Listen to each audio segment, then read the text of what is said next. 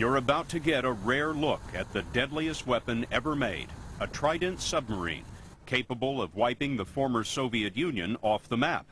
Obsolete today? Train left 40 degrees. 302010, stand by. Not at all. Tonight you will see how the Cold War's best weapon is being converted to fight today's war on terror. The thing about the terrorists is the moment they recognize that you're onto them, they scatter like cockroaches when you turn on the lights. You need to be there in a way that you can watch them without them knowing. On an island, Navy SEALs played the part of terrorists running a chemical weapons plant.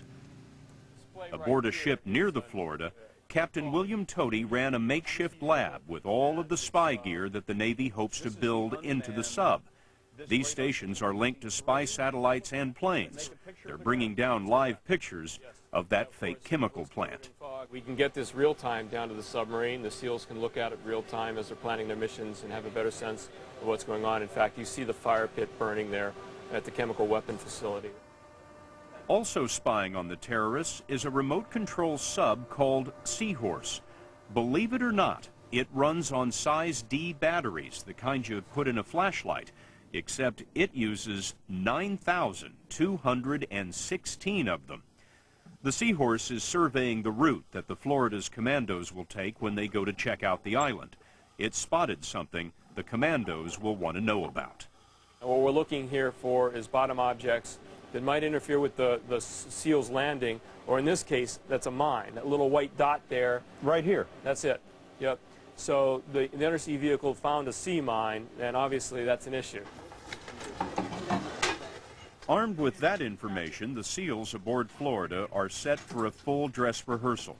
Up on deck in the middle of the night, there are plenty of stars but no moon, just the way the SEALs in their night vision goggles like it. For this experiment, they'll sneak ashore in rubber boats to check out that chemical plant. But in the future, the remodeled Trident will make it possible for the SEALs to go to work without ever surfacing the sub. So the Navy commandos would literally get inside one of these tubes. Inside the tube and up and out of the sub. Exactly. Then they could go out into the water if they were just going to go out and do a mission swimming in, or right into their own mini submarine, and then they could take that in to waters where we can't get the Trident submarine. Docked on top of the modified Trident will be two mini subs. They'll carry the SEALs and their gear to the target. In concept, the SEALs could go back and forth on surveillance missions for weeks without the Trident ever giving itself away.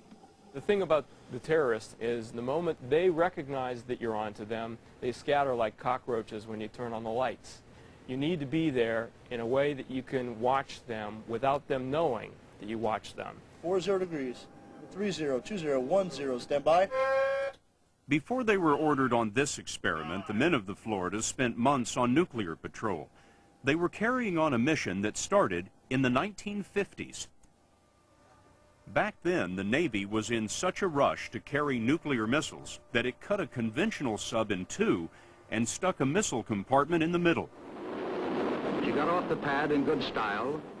The Navy let CBS News correspondent Edward R. Murrow watch the trials, the failures,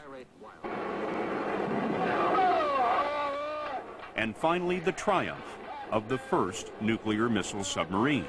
Admiral Rayburn, they do look like the doors of doom, don't they? The firepower of these 16 missiles, which will be in the air soon, is greater in TNT equivalent than all the bombs dropped in both sides in World War II.